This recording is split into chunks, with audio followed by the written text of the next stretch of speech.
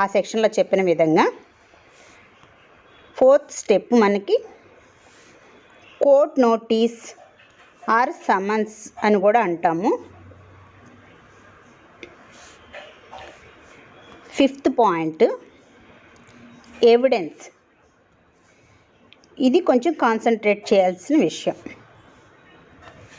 ఇక్కడ మనకి complaint put forward all evidence and related documents in support of his her case. First మనకి supportive documents అంటే ఏముంటుందండి? ఇక్కడ ఎవిడెన్స్ అంటే మనకి అఫిడవిట్ రూపంలో